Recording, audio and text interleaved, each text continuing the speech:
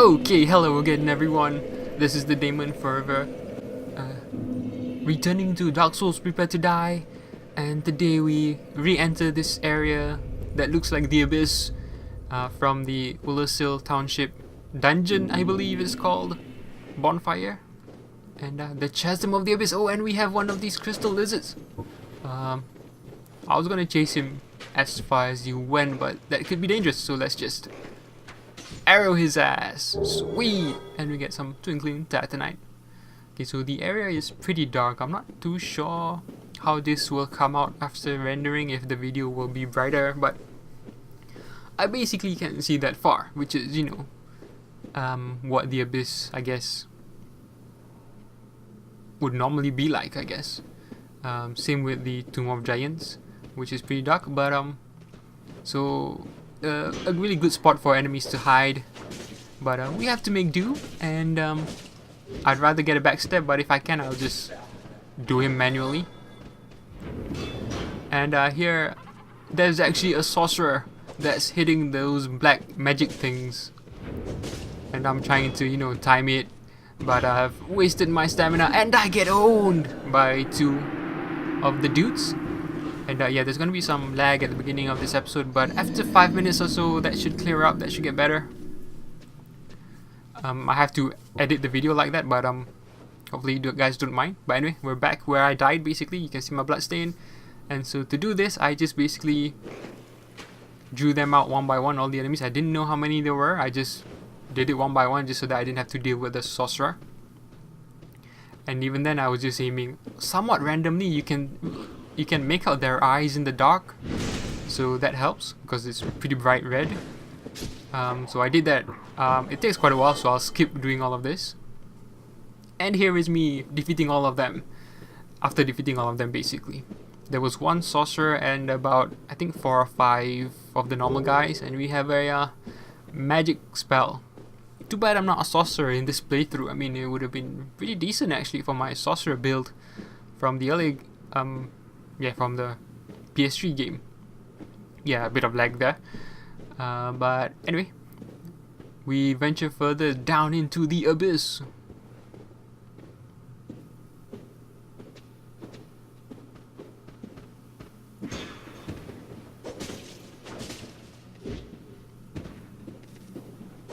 Oh, a bit too greedy there.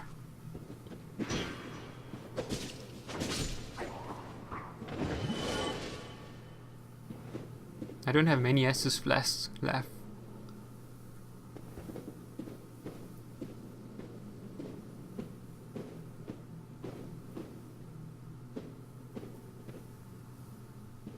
Whoa, can you see that?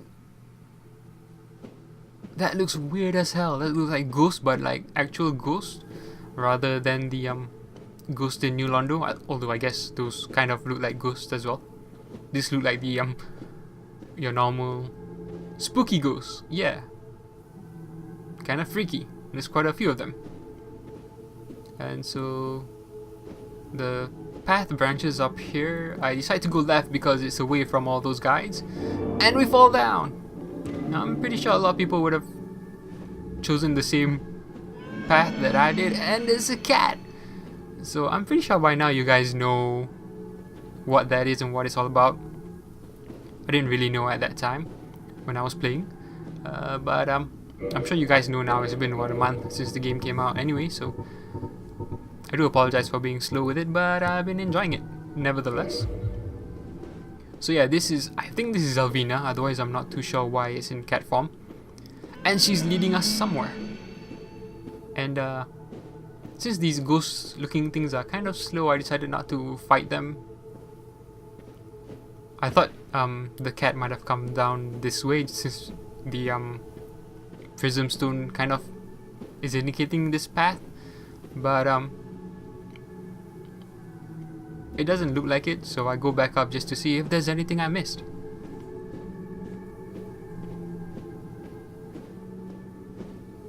So we can see the cat again, and I also can see that there's that shortcut to the left there with those lamps. So the cat vanishes with a wall behind her. I didn't know if that was anything or what that was, and this is where I edit the video out. I did one quick run down in the chasm.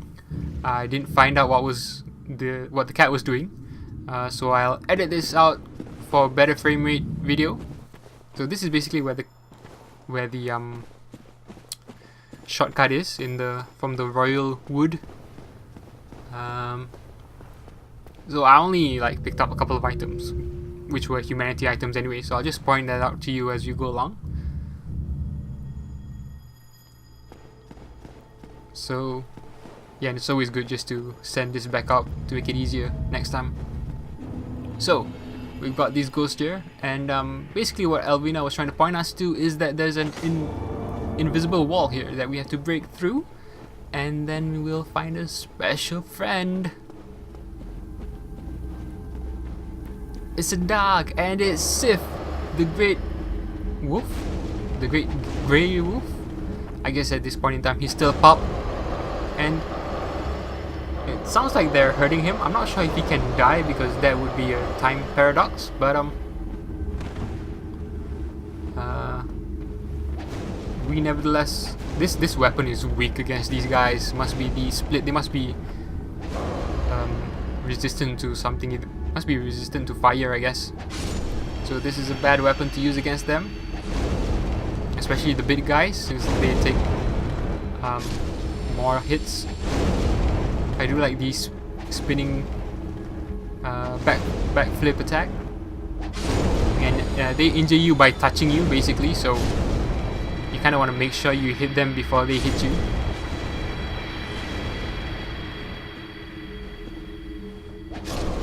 Okay, I think that's all, and we're left with Sif. What's up, dude? Wanna help me?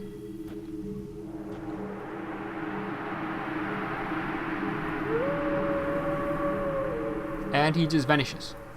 So we've basically saved Sif, although I'm assuming if we don't actually find this area or anything like that, that we don't actually, someone else saves him, because, he appears in the future anyway. So let's check out that item we got. It was a great cleansing great shield, which needs a lot of strength, so not really my thing. It's got a decent amount of magic, fire, and lightning defense, good stability, and but physical is only 80, so it's kind of like the Dark Hand shield, but with better stability. Plus it's a great shield, so that's kind of expected. So I take it at this point in time to show you guys the ring that I got from defeating Calamite, the Calamity ring, which I said before is a ring that makes you take double damage. So if you want to be hardcore about going through Dark Souls, you can equip it, and also just show off the Gov's bow, I believe, great bow, just to compare it to the Dragon Slayer great bow. And you need a lot of strength, and I think you actually need like 27 to even use it. You can't use it with just half. You have to have the full amount of strength. Or is it half or 3/4? And dual wield it, and it doesn't work. You need the full strength. Anyway, because my Kralak's Fury Sword was kinda crap, I switched to the Scythe plus 10. So let's further explore this Chasm of the Abyss. Now, at first when I went through this area, I didn't hit these guys at all, because part of me was wondering if they were like the souls of the people of Rulersteel who were trapped, something like that. Kind of sad to kill them if that was the case. But since you can kill them, and since they were trying to hurt what's his name? Sif. Although maybe that's not particularly their fault. I mean, they injure you by touching you. Maybe that's like a curse. But anyway, this game doesn't really, encourage pitying the enemies. And I equipped the Crest Shield here because there's a sorcerer up ahead. Well, to the right, not this way. This way is still all these things, and while we take them on one by one. This will be a bit of a slow episode. It's sort of like a playthrough of the area. since I haven't been here. I haven't shown this yet, and I just want to do it for completion's sake. And my screen goes black.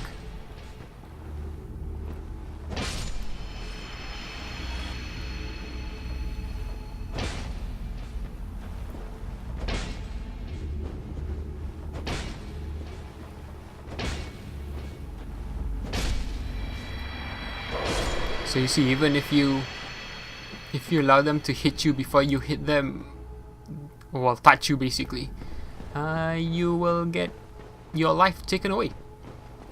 And I also wanted to point out this area up ahead here with all these guys here. I just wanted to point it out so that you guys remember this area. Just keep it in mind because I'm going to be referring back to it in the future a bit.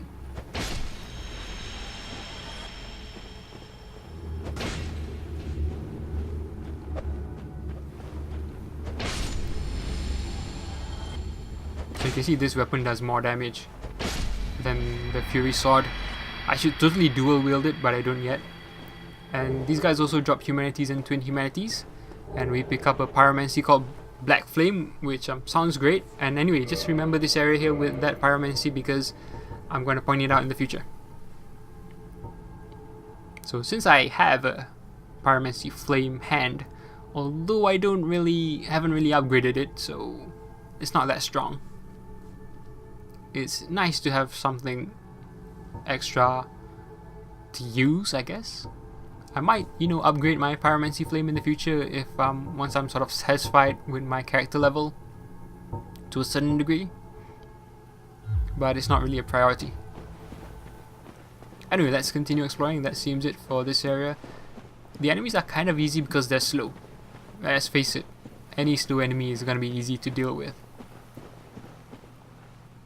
especially on on narrow pathways like this. They can avoid my particular attack with this weapon. So like the vertical attack, which makes this weapon decent.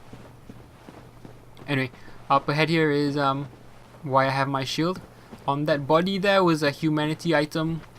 Humanity item that I got previously. So that's one item I got previously. And that's the sorcerer, and he's actually pretty easy to kill, so it's not that big a deal.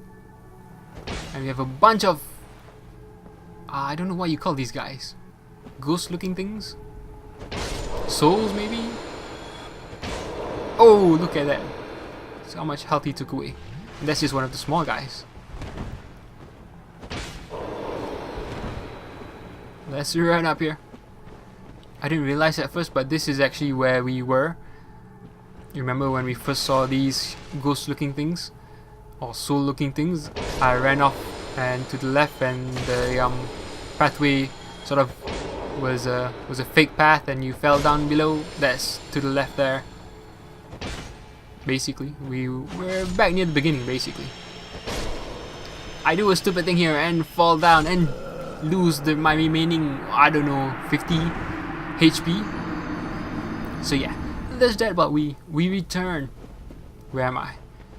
As you can see now, I'm dual wielding this thing, and I'm have my stamina shield up just to get my stamina quickly. Being a melee build, or maybe perhaps even being a dexterity build, I really see the benefits of having this stamina thing, this stamina shield. It really gives you a lot because your attacks eat up stamina, and rolling and dodging eats up stamina. Whereas as a sorcerer, rolling and dodging is the only thing that eats up stamina really, because your magic doesn't eat up stamina. I guess that's pretty obvious, but you can really tell in gameplay the difference.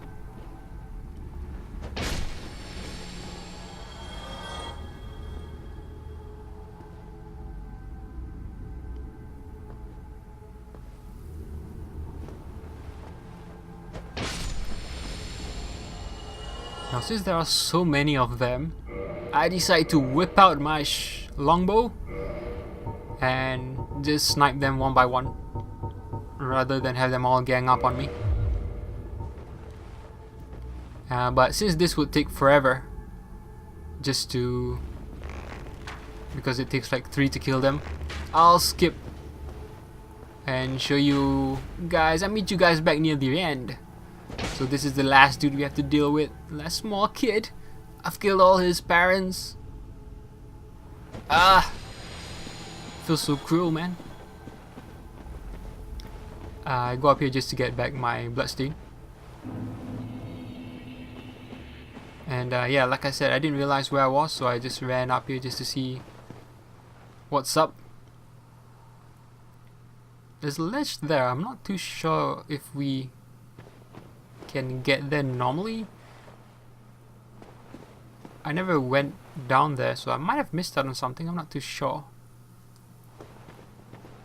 But yeah, this is basically going up to the Ulusil Township Dungeon bonfire where we began this episode.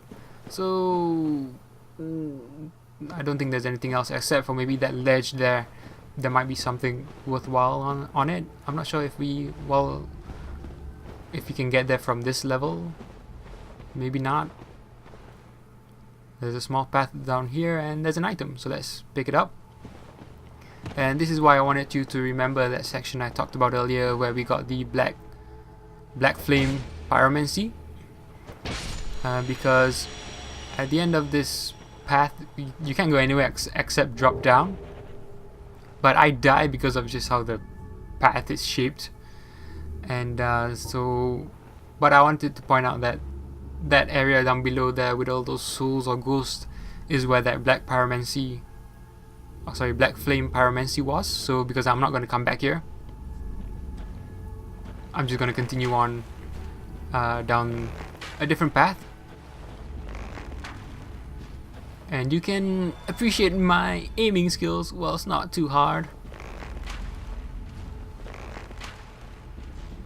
I do like the bow and arrow. The one other thing I really like about the bow and arrow is that you can interrupt your animation, unlike every other attack in the game, either sorcery or melee, and I'm assuming miracles. You can't interrupt once you've decided to attack, but with bow and arrow you can, and that's like, that's to me is like a major advantage. So yeah, I tried to perform a plunging attack assuming I would land on something, but apparently I don't, and I die. But anyway, so yeah, you can see my bloodstain down there.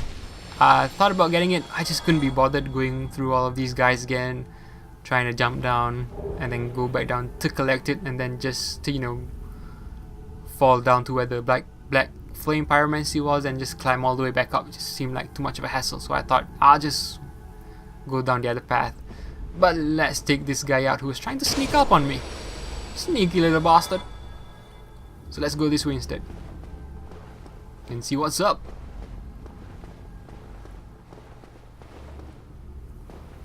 You can actually climb this, I don't know what you call this, path back up, so it's not like you can't get back up once you're down here.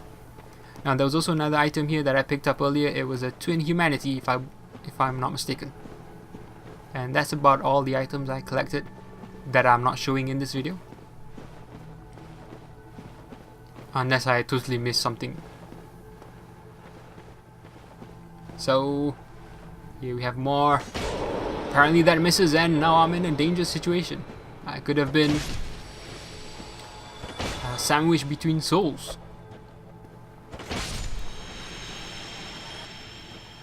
These guys don't give much souls in terms of soul levels, but it's if you can tell by my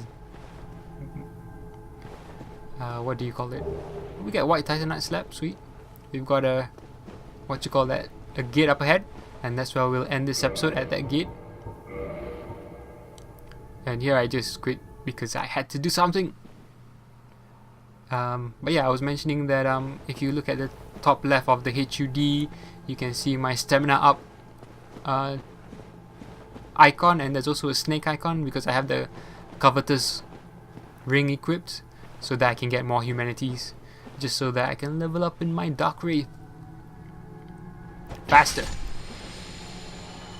But yeah, this is where the episode will end, and we'll stop in front of this fog gate and see, well, what's up ahead. I mean, if it's a boss or if it, if it's a continuation further into the area, we'll probably deal with these souls or ghost guys that we have left here. There was also, you could also see some red eyes down here. I was wondering what that was. I tried to use my bow and arrow on it, but I couldn't really hit it, so I just left it.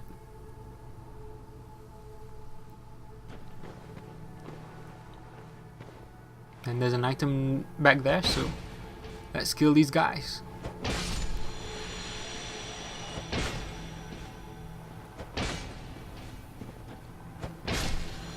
This weapon does look like if you miss, it takes longer to recover than if you hit. But that may just be me. So anyway, this is near the end of this episode. Join me next time as we continue into the last episode of this series. So see you later, and thanks for watching.